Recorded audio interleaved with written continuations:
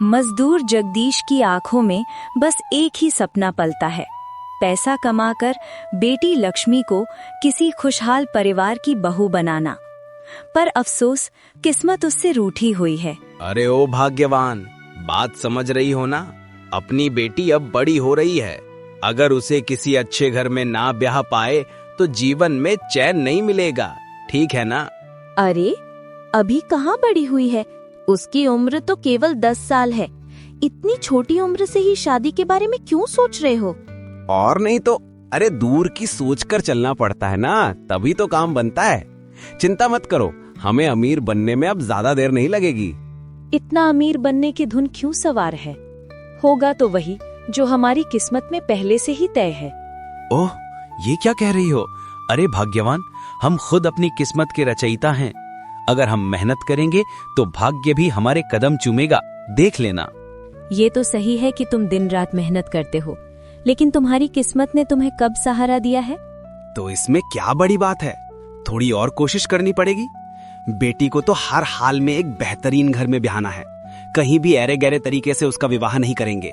क्या मतलब? अगर तुम अमीर नहीं बनोगे तो शादी नहीं होगी, ये भी कोई बात हुई? अरे ओ पगली, जब मेरे पास दौलत होगी तभी तो अमीर घराने वाले खुद चलकर रिश्ता लाएंगे। तो मामले की गहराई नहीं समझ रही हो। क्या क्या सोचते हो तुम गे? और नहीं तो क्या। अरे बेटी की शादी तो खर्च का बड़ा काम है, उसका इंतजाम भी तो हमें ही करना है ना। तो अब क्या करोगे? अब सुनो, जो काम मैं भी कर रहा हूँ उसके साथ 1-2 काम और भी करूंगा। और हाँ, एक बार चंद्रकांत बाबू से मिलके बात करूंगा, ठीक है ना? देखो क्या होता है। उधर चंद्रकांत बाबू गांव के प्रधान थे।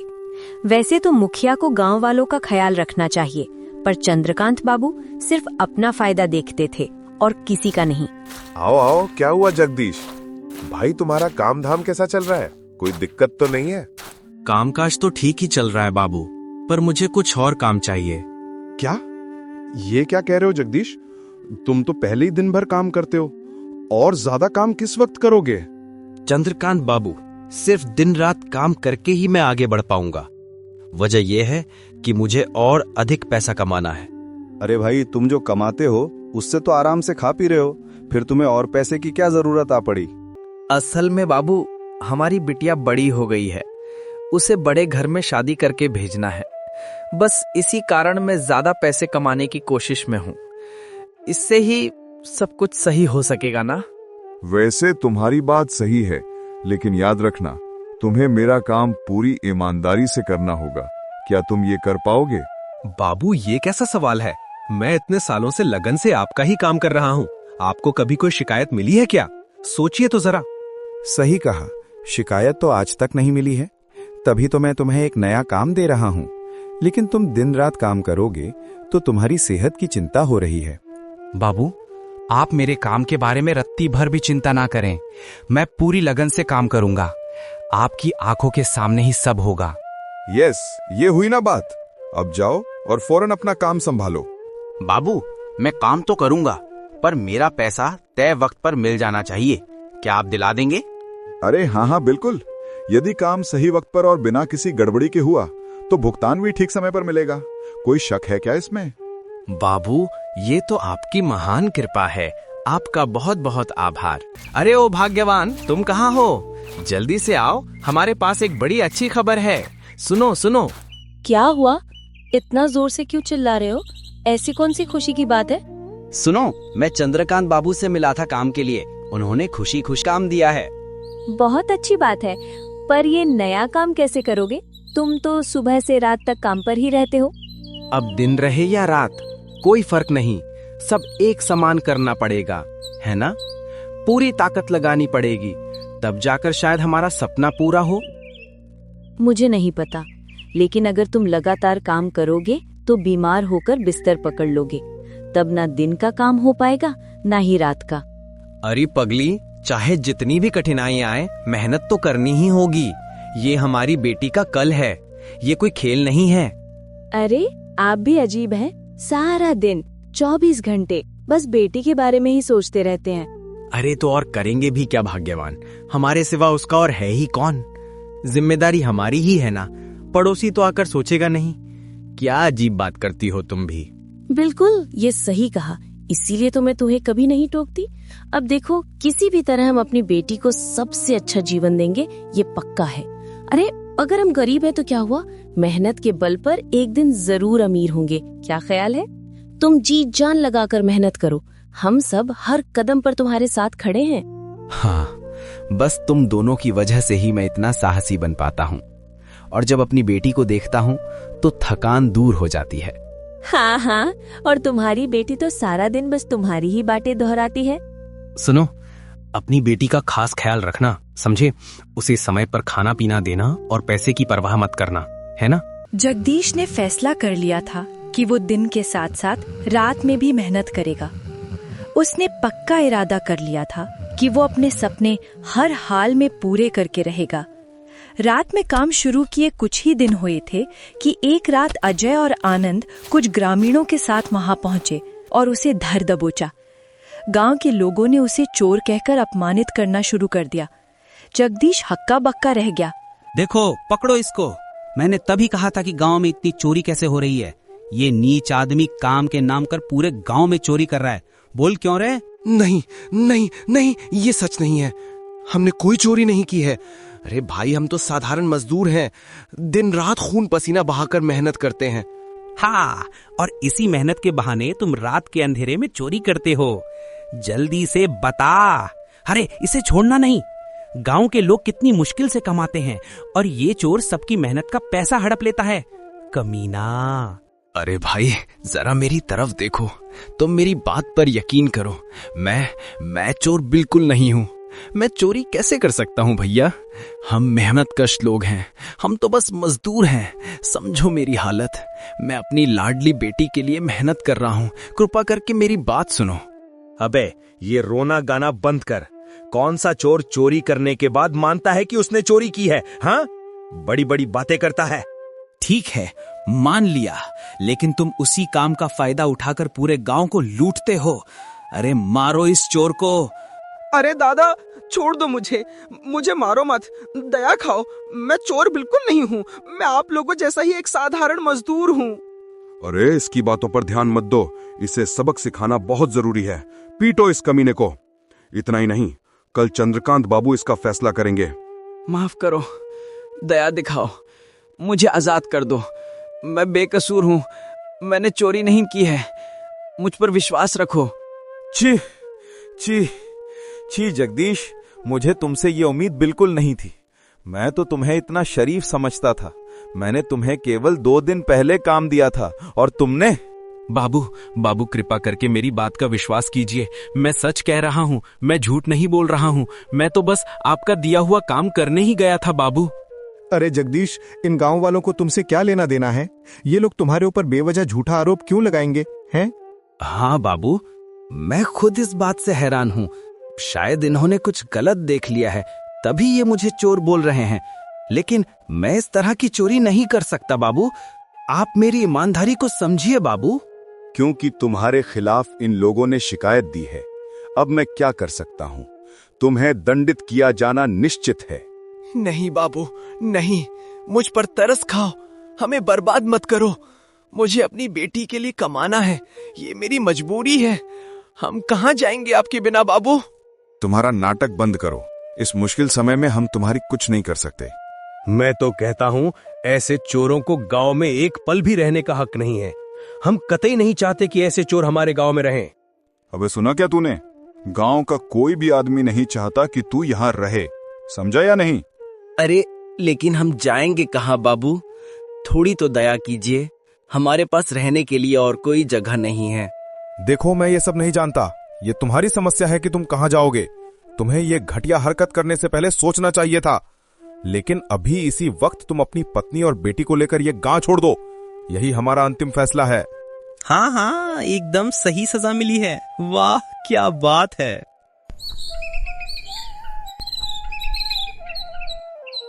मजबूरन जगदीश ने अपनी पत्नी आरती और बेटी लक्ष्मी को साथ लिया और गांव छोड़ने का निर्णय किया। गांव वालों के अन्याय का गुस्सा और टीस उसके मन में बैठ गई थी। जगदीश ने परिवार के लिए गांव से काफी दूर नदी किनारे पर ठहरने का इंतजाम किया। उसने मन में ठान लिया कि अब वो अपने जीवन का नया अध्याय यहीं से शुरू करेगा। हाँ भाग्यवान, ये जगह हमारे लिए एकदम सही है। ये गांव से इतनी दूर है कि किसी को पता भी नहीं चलेगा कि हम यहाँ हैं। हाय राम, ये सब कैसे हो गया? मुझे विस्तार से बताओ। मैं कसम से जानती हूँ तुमने चोरी जैसा कुछ नहीं किया। हाँ भाग्यवान, मेरा विश्वास करो, मैंने वाकई चोरी नहीं की है। हम चोर नहीं हैं। अरे तुम तो सब जानती हो, अब तुम भी ये क्या कहने लगी? बुरा समय तो हर इंसान की जिंदगी में आता है, यकीन मानो हमारा भी अच्छा वक्त जरूर आएगा। हाय बेटी को एक खुशहाल जिंदगी देने के बजाय देखो तो हमने उसे ये कैसा जीवन दे दिया। एक बाप के रूप में मैं तो अपने लिए कलंक बन गया हूँ। घबराओ मत, कोई ना कोई रास्ता तो जरूर निकलेगा। तुम इतना ज्यादा मत सोचो। अरे कब आएगा अच्छा समय भाग्यवान। काम भी छिन गया, रहने को छत भी नहीं रही। अब इस नदी के किनारे बैठकर हम क्या काम करेंगे? बस नदी के पानी में अपनी शक्ल निहारते बैठे रहेंगे, यही बचा है बस। मैं कहती हूँ ना, कोई ना कोई हल जरूर निकलेगा। अच्छा ये तो बताओ कि तुम लोग इस जगह रह पाओगे ना? तुम्हें कोई तकलीफ तो नहीं होगी? नहीं, हमें कोई तकलीफ नहीं होगी। हम माँ बेटी यहाँ खुशी से रह लेंगे। जिन्होंने हमें झूठा बदनाम किया है, मैंने उन्हें भगवान के हवाले कर दिया है। वो न्याय जरूर करेंगे, तुम देखना। बिल्कुल करेंगी। तुम तो जानती हो ना, सत्य की जीत को कोई नहीं रोक सकता। जीत तो हमेशा सच्चाई की ही होती है। चलो अब ये सब छोड़ो, हम बेटी के लिए खाने का कोई बंदोबस्त करते हैं। हाँ हाँ चलो।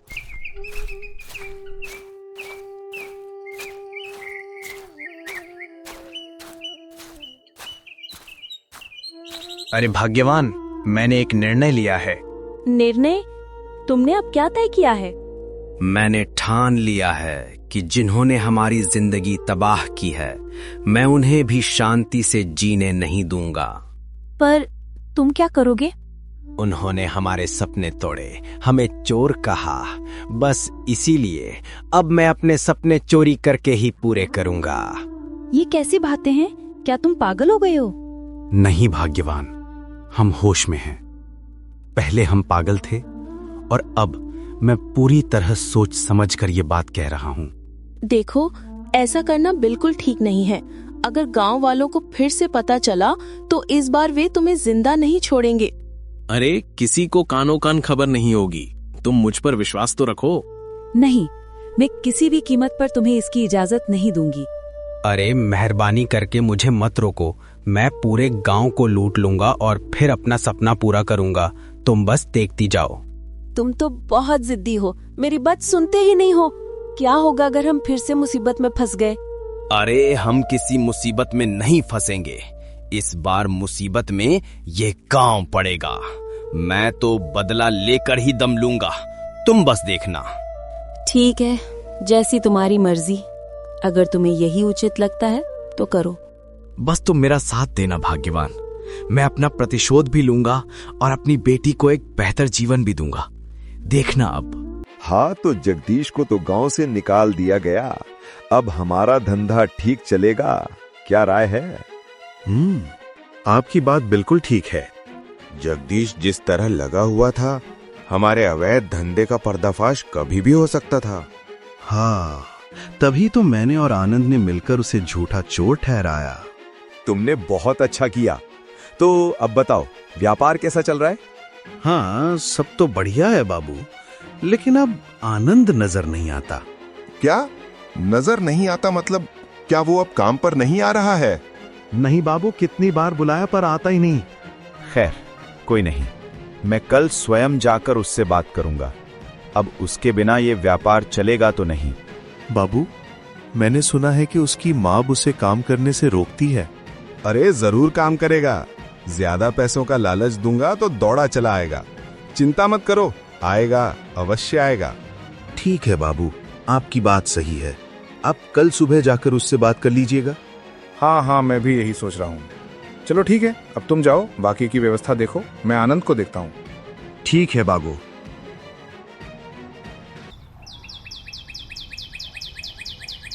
अरे चंद्रकांत बाबू, चरण स्पर्श।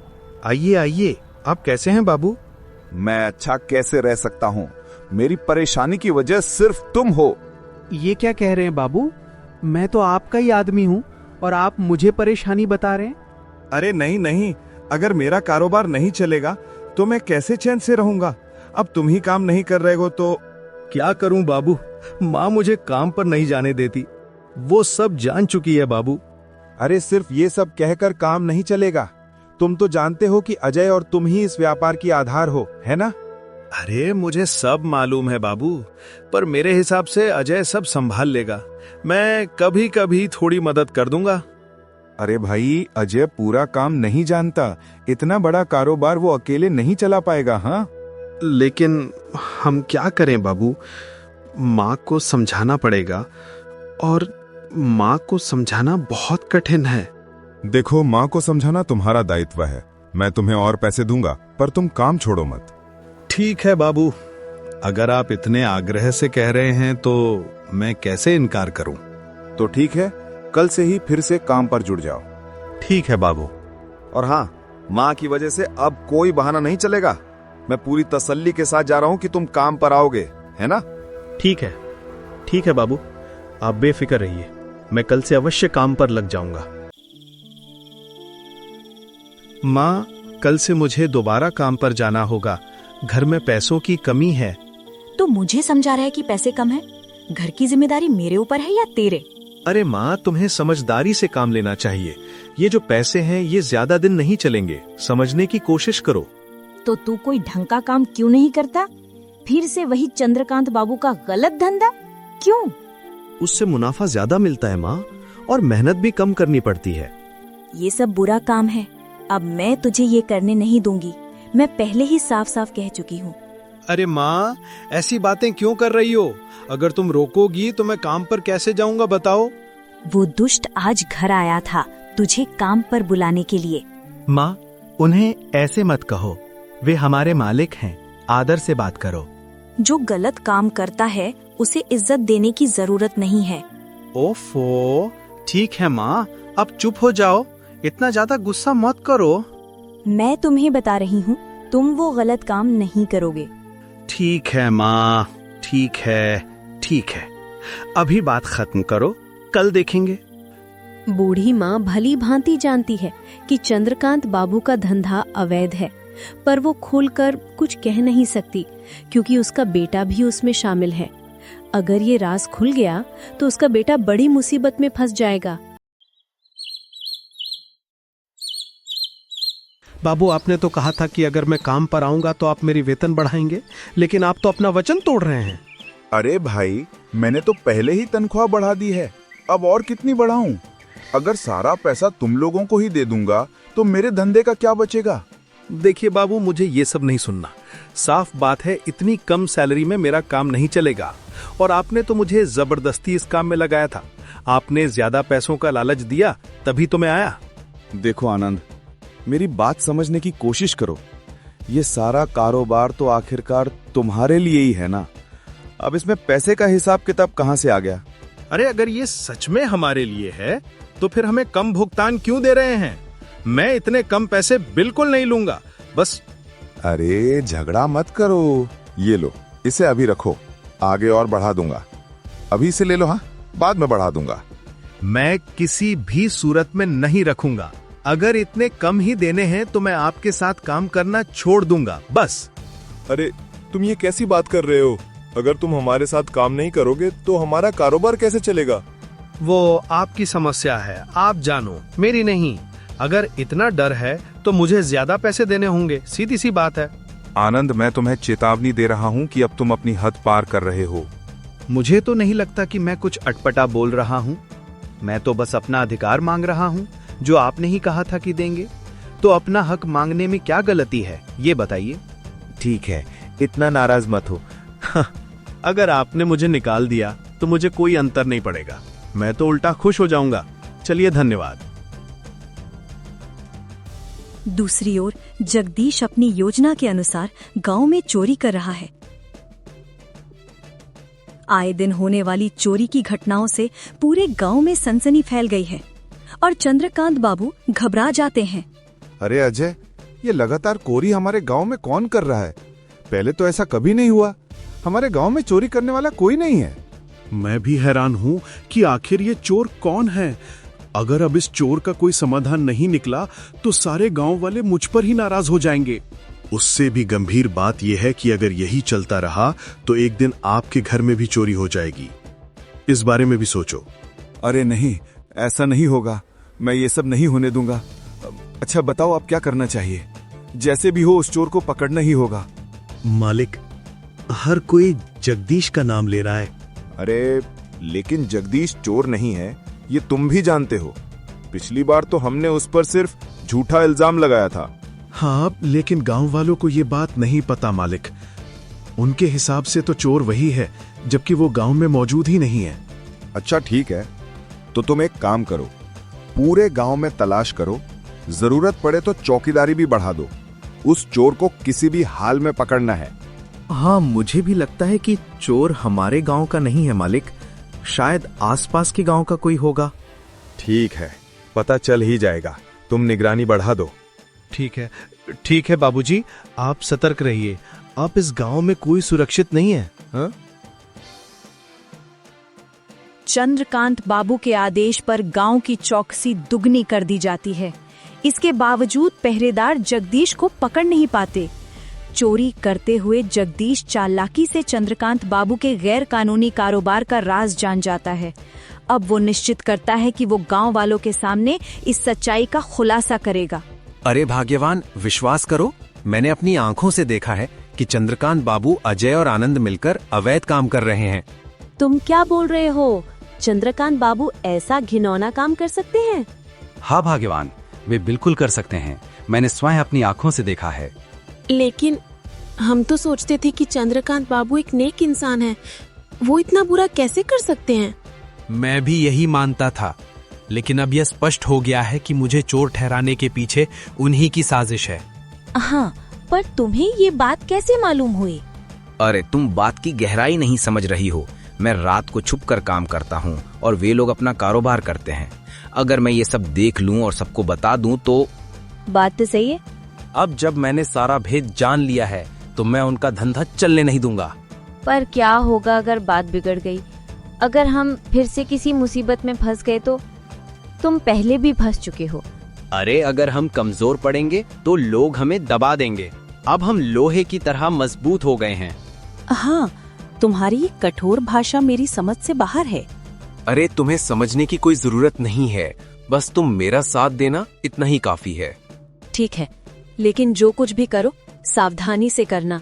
इस बार कोई परेशानी ना हो, वरना हमारा परिवार तबाह हो जाएगा। अरे जगदीश, तुम मेरे घर क्यों आए हो? तुम कहीं चोरी करने तो नहीं आए? गांव में चोरी बहुत बढ़ गई है। अरे बूढ़ी माँ, मुझ पर विश्वास करो, हमने उस दिन भी चोरी नहीं की थी। उस दिन भी हम पर साजिश की गई थी। किसने तुम्हें फंसाया? चंद्रकांत बाबू, अजय और आनंद ने मिलकर हमें फंसाया है बूढ़ी माँ। क्या आनंद भी इसमें शामिल था? मैं तो इस बारे में बिल्कुल नहीं जानती थी। हम भी अनजान थे बूढ़ी माँ, लेकिन हमें 2 दिन पहले ही पता चला कि हमारे खिलाफ ये षड्यंत्र रचा गया था। तो तुम जाकर गांव वालों से बात करो, फिर गांव वापस आओ। झूठे इल्जामों के लिए तुम दूर क्यों रह रहे हो? हाँ, हम भी गांव वापस आना चाहते हैं बूढ़ी माँ, और इसी कारण मैं तुम्हारी सहायता लेने आया हूँ। मेरी मदद? मैं तुम्हारी क्या मदद कर सकती हूँ? ए बूढ़ी माँ, हम अच्छी तरह से जानते हैं चंद्रकांत बाबू गांव में अवैध काम कर रहे हैं और उनकी मदद कर रहे हैं अजय और तुम्हारा बेटा आनंद। मैं ये तो अच्छी तरह जानती हूँ, लेकिन अपने बेटे की वजह से ये राज उगल नहीं सकती। अगर उसके साथ कुछ हो गया तो? बूढ़ी माँ, तुम्हारे बेटे को अगर कोई नुकसान होगा तो होगा, लेकिन रोज उसका पाप बढ़ता जा रहा है। ये सही नहीं है। हाँ, मैं भी चाहती हूँ कि मेरा बेटा इस गलत रास्ते से बाहर आए, पर वो मेरी एक भी बात नहीं सुनता। अगर चाहो तो मैं तुम्हारी मदद कर सकता हूँ। कैसे? तुम मेरी मदद करो, मैं आनंद को इस रास्ते से लौटाऊंगा। तुम्हें वादा करता हूँ। बोलो, मदद करोगी? तो ठीक है, तुम्हें जितनी मदद चाहिए मैं करूंगी। तुम बस मेरे बेटे को वापस ला देना। तो ठीक है बूढ़ी माँ, अभी मैं चलता हूँ, कहीं कोई देख ना ले, है ना? चलो। अरे जगदीश दादा, तुम यहाँ क्या कर रहे हो? तुम फिर से गांव वापस आ गए क्या, चोरी करने? हैं? मैं चोरी करता हूँ या नहीं, ये तुम लोग बहुत अच्छे से जानते हो। आशा करता हूँ कि तुम्हें दोबारा बताने की जरूरत नहीं पड़ेगी। मतलब इसका क्या मतलब है? ये बताओ कि तुम यहाँ कर क्या रहे हो? चुपचाप यहाँ से चले जाओ, नहीं तो मैं मैं भी यही कह रहा हूँ कि तुम चुपचाप यहाँ से चले जाओ, नहीं तो चंद्रकांत बाबू के पास तुम्हें लाना पड़ेगा। समझ गए? अरे कहाँ भूल क्या रहे हो? कुछ सिर पैर की बात करो, पगला गए हो क्या? हाँ, पागल हो गया हूँ। तुम लोगों ने मुझ पर झूठे आरोप लगाकर हमको पगला बना दिया है। बात करते हो और मैं इसे कभी स्वीकार नहीं करूंगा। मेरी बात भी कान खोलकर सुन लो। अरे अब क्या करें? क्या करें? क्या अब तो इसे मारना ही पड़ेगा। मार डालते हैं, किसी को पता भी नहीं चलेगा। कोशिश भी मत करना, क्योंकि तुम्हें चारों तरफ से गांव वाले घेर चुके हैं। इसका क्या मतलब है? मैं सच कह रहा हूँ, बूढ़ी माँ ने सारे गांव वालों को यहाँ बुला लिया है। छी छी छी छी छी। चंद्रकांत बाबू, आप इतना घटिया काम कर रहे हैं, मैंने कभी सोचा भी नहीं था। भरोसा करो, मैं इन कामों में नहीं हूँ। आनंद और अजय ही ये सब कुछ कर रहे हैं। हमको कुछ नहीं पता। कुछ नहीं पता, चुप रहिए। हम सब जानते हैं और हमने सारी खबर इकट्ठा कर ली आपके बारे में। अब तुम गलत जानकारी लेकर आए हो। ऐसा कुछ नहीं है जो तुम कह रहे हो। मैंने पहले भी कहा था कि मुझे गलत समझा गया है। आपने मेरी एक ना सुनी, आपने मेरे सपने को तोड़ दिया। अब हमें समझ नहीं आया। देखो, हम तुमसे माफी मांगते हैं। ऐसा मत करो जगदीश, ऐसा ना करो। अब कुछ भी नहीं बचा है। मैं पुलिस के साथ आया हूँ। आप सबको सजा मिलेगी ही मिलेगी।